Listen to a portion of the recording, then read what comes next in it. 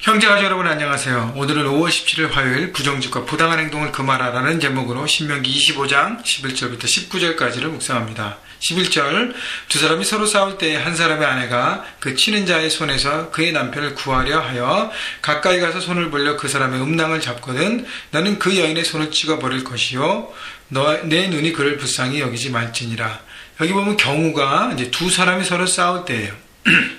서로 다툼과 충돌이 있을 때 그때 지켜야 될 선에 대해서 얘기하고 있습니다. 사람에 대한 보호를 차원에서 막 싸우는데 아무렇게나 행동하고 아무 곳에나 공격하면 안 된다는 것이죠. 그래서 서로 남자끼리 서로 싸우는데 한 남자의 아내가 자기 남편을 구하려고 해서 상대방의 남자의 음낭을 잡거든 그렇게 거기를 공격할 때를 얘기합니다. 근데 여기 보면 가까이 가서 손을 벌려다라는 것은 의도적으로 했다는 것입니다. 우연히 어쩌다가 어떻게 막 뒤엉키다가 터치한 것이 아니라 의도적으로 잡았다는 것이고요.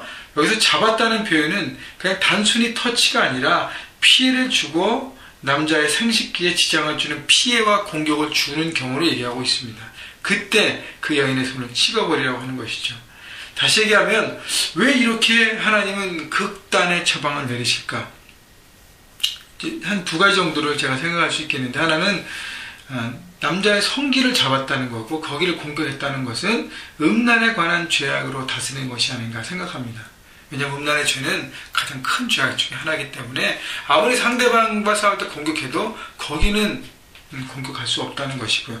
또 하나, 남자의 성기는 할례를 받는 부분이고 또 창세기 보면 하나님 앞에 맹세할 때 그 밑에 손을 얹고 맹세하는 경우도 있었습니다. 다시 하면 영적으로 생각하는 죄악일 수 있어요. 그리고 생명의 중심이고 거기를 통해서 생명이 나오기 때문에 또 생명을 보존하는 차원에서 여러 가지 이웃에서 극단의 처방을 내립니다. 중요한 것은요, 서로 싸울 때 아무리 격해져도 상대방의 인권은 보호하는 것입니다. 상대방이 지켜야 될 것은 지키라는 것이죠.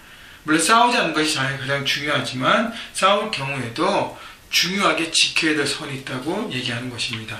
13절 너는 내 주머니에 두 종류의 저울추 곧 큰 것과 작은 것을 넣지 말 것이며 내 집에 두 종류의 되게 큰 것과 작은 것을 두지 말 것이요. 15절 오직 온전하고 공정한 저울추를 두며 온전하고 공정한 되를 둘 것이라. 그리하면 내 하나님 여호와께서 내게 주신 땅에서 내가 네 날이 길리라.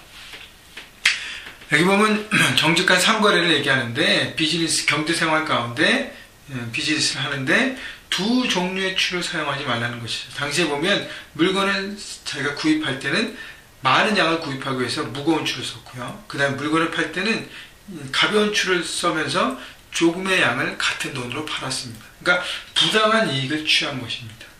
추를 두 가지 더블 마인드를 가지고 속이면서 했다는 것이죠. 다시 얘기하면 우리가 비즈니스를 할 때 또 직장생활을 할 때 학교에서 공부하는 학생도 마찬가지입니다. 정직하라는 것이죠. 사람을 속이는 행위 하지 말라는 것입니다. 왜냐하면 그것을 통해서 다른 사람은 부당한 손해를 보게 되는 것이죠. 내가 거짓으로 추를 해서 예를 들면 10불에 해당하는 내용물을 팔아야 되는데 그 모든 것들을 이렇게 속여서 5불어치만 팔고 10불을 받으면 상대방은 거기에 대한 손해를 받는 것입니다. 사람을 속이는 것입니다. 경제활동의 모든 근본은 다른 사람을 속여서 내가 많은 것을 얻게 하려는 것이죠.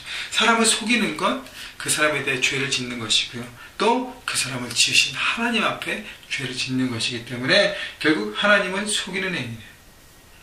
그래서 보세요. 15절 다시 보면 오직 온전하고 공정한 저울추를 두며 온전하고 공정한 되를 둘 것이다. 그리하면 내 하나님 여호와께서 내게 주신 땅에서 내 날이 길리라. 하나님의 축복 가운데 살아간다는 것이죠. 어떻게 하면요? 정직을 선택하면. 주일 설교에 제가 잠언서 또 소개해드렸지만 정직한 자의 장막은 흥한다 그랬습니다. 하나님의 원리를 우리 삶의 현장에서 붙들고 실천하는 사람만이 하나님의 축복을 누리는 사람이에요. 거짓을 선택하면 깨진 독에 물을 붓는 효과라고 얘기했습니다. 잠시 채우는 것 같지만 결국 남진 않아요. 다 없어진 것입니다. 여러분 정직을 선택해야 합니다. 어떤 상황 가운데도요. 그래서 여러분 캠퍼스에서 직장에서 비즈니스 현장에서 여러분 정직하십시오. 한 가지 싱글 마인드를 가지고 정직함으로 살아가는 것입니다. 16절 이런 일들을 행하는 모든 자 악을 행하는 모든 자는요 내 하나님 여호와께 가증하니라. 내가 사람을 속일 때 내 마음에 거짓됨은 하나님 앞에서도 거짓됨이라고 얘기하는 것이죠. 그래서 죄악임을 여러분 생각하고 철저하게 오늘 하루도 정직을 선택하신 여러분 모두가 되기를 주님의 이름으로 축원합니다. 17절 너희는 애굽에서 나오는 길에 아말렉이 내게 행한 일을 기억하라. 18절 곧 그들이 너를 길에서 만나 내가 피곤할 때에 내 뒤에 떨어진 약한 자들을 쳤고 하나님을 두려워하지 아니하였느니라. 이스라엘 백성들이 출애굽해서 홍해를 건넌 다음에 이제 광야 생활을 시작하면서 가장 처음으로 만난 적이 아말렉이에요. 아말렉은 이스라엘 백성들이 지쳤을 때 어떻게 후미에 와서 약한 자들을 공격하고 이렇게 교란 전술을 피면서 이스라엘 백성들을 괴롭혔습니다. 근데 이스라엘 백성들이 출애굽해서 홍해를 건넌 다음에 그 주변의 많은 민족들이 덜덜 떨었어요. 왜냐하면 하나님의 놀라운 역사를 보았기 때문에. 그런데 아말렉만이 하나님을 두려워하지 않았습니다. 하나님을 두려워하지 않았어요. 그 사건들을 분명히 알고 하나님의 비전과 사명을 이루어가는 이스라엘 백성들을 막았던 그 장애물이 됐던 아말렉의 사건을 잊지 말라는 것이죠. 왜냐하면 19절 그러므로 내 하나님 여호와께서 내게 기업으로 주어 차지하게 하시는 땅에서 내 하나님 여호와께서 사방에 있는 모든 적국으로부터 내게 안식을 주실 때 너는 천하에서 아말렉에 대한 기억을 지워버리라. 너는 잊지 말지니라. 이 얘기는 뭐냐면요, 이제 가나안 땅에 거주하고 정착하고 하나님의 주신 평강을 누릴 때에 아말렉이 했던 그 행동들, 다시 얘기하면 연약한 사람들을 돕지 않고 섬기지 않고 공격하고 하나님의 백성을 괴롭혔던, 하나님을 두려워하지 않던 마음들을 생각하고 너희도 그것을 잊지 말고 너희 삶 가운데 적용하라는 것이죠.